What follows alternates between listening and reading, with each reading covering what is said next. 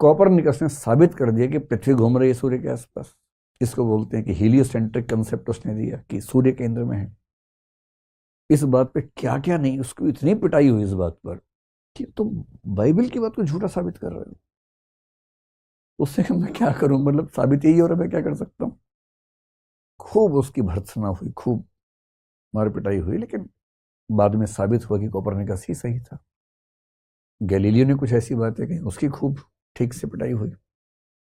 अच्छा, जब फिजिक्स शुरू हुई, जब साइंस, साइंटिफिक रिवॉल्यूशन, पश्चिम की बात अगर हम करें, भारत में तो बहुत पहले की साइंस है, उसके बाद तो ऐसे हमें नए रिसर्च कम दिखे। यूरोप में रेनेसा के बाद से साइंस का डेवलपमेंट हुआ। 15-16 सेंचुरी से हमें साइंस दिखनी शुरू होती है, जब कोपरनिकस, गैलीलियो ये सब लोग हुए। ये सब खूब पिटे धर्म के हाथों, खूब इनकी पिटाई हुई, क्योंकि इन लोगों ने कुछ ऐसे निष्कर्ष निकाल दिए जो बाइबल के खिलाफ थे। जैसे बाइबल में माना गया कि पृथ्वी केंद्र में है, सूर्य आसपास घूमता है। जिसको बोलते हैं कि जो धारणा है वो जियोसेंट्रिक धारणा बाइबल के अंदर है कि केंद्र में पृथ्वी है। कोपरनिकस ने साबित कर दिया कि पृथ्वी घूम रही है सूर्य के आसपास। इसको बोलते हैं कि हीलियोसेंट्रिक कंसेप्ट उसने दिया कि सूर्य केंद्र में है। इस बात पे क्या क्या नहीं, उसको इतनी पिटाई हुई इस बात पर कि तुम बाइबल की बात को झूठा साबित कर रहे हो। उससे मैं क्या करूं, मतलब साबित यही हो रहा है, मैं क्या कर सकता हूं। खूब उसकी भर्त्सना हुई, खूब मार पिटाई हुई, लेकिन बाद में साबित हुआ कि कोपरनिकस ही सही था। गैलीलियो ने कुछ ऐसी बातें कही, उसकी खूब ठीक से पिटाई हुई। और गैलीलियो से कहा कि माफ़ी मांग लो चुपचाप, जिंदा रहना है तो। फिर से माफ़ी मांग भी ली, पर माफ़ी उसने इतनी रोचक मांगी। कभी पढ़िए नेट पे जाके, गैलीलियो की माफ़ी सर्च कीजिए। उसने माफ़ी ऐसी लैंग्वेज में मांगी, उसने कहा मैंने जो रिसर्च की पूरी ईमानदारी से की, जो निष्कर्ष निकले पूरी ईमानदारी से निकाले, और मुझे लगता है निष्कर्ष सही है, लेकिन फिर भी किसी को खराब लगता है, मैं माफ़ी मांगता हूँ। उसने माफ़ी इस लैंग्वेज में मांगी, और उसके मरने के 500 साल के बाद चर्च ने उसको माफ़ किया।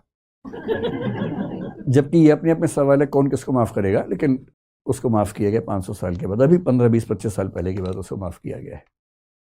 तो वैज्ञानिक और दार्शनिक को तो वही खतरे झेलने पड़ते हैं क्योंकि जब वो बोलेगा सच बात तो कईयों को मिर्च लगती है, सीधी सी बात है।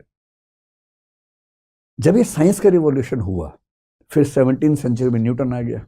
न्यूटन एक बड़ा, मतलब महत्वपूर्ण वैज्ञानिक हुआ। ग्रेविटी और जो उसके नियम है वो सब आए।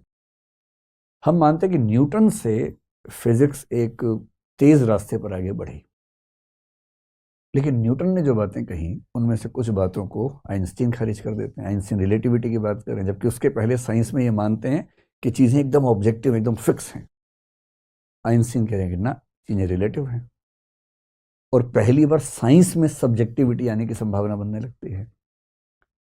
पर आइंस्टीन भी इस बात को नहीं मान रहे आगे चलकर। जब क्वांटम की बात है, उन्होंने कहा कि क्वांटम फिजिक्स पढ़ के लगता है कि जैसे भगवान पासे फेंक रहा हो। God does not play dices, God does not throw dices, no. इसका मतलब हम ही कम समझ पा रहे हैं, कुछ हिडन वेरिएबल्स हैं जो हम नहीं समझ पा रहे हैं। लेकिन वक्त तो वक्त है भाई। 1955 के आसपास आइंस्टीन की मृत्यु हुई है। उनके जीते जी कुछ प्रयोग ऐसे हो गए थे जो उनको खारिज कर रहे थे, और अब वो साबित हो गए गलत हैं। और क्वांटम फिजिक्स में एक जो नई धारणा आ रही है वो ना हिला के रख देगी सबको। और कुछ लोग ये मानने लग गए हैं कि क्वांटम फिजिक्स ने साबित कर दिया कि अद्वैत वेदांत ठीक है। ये भी एक व्याख्या है।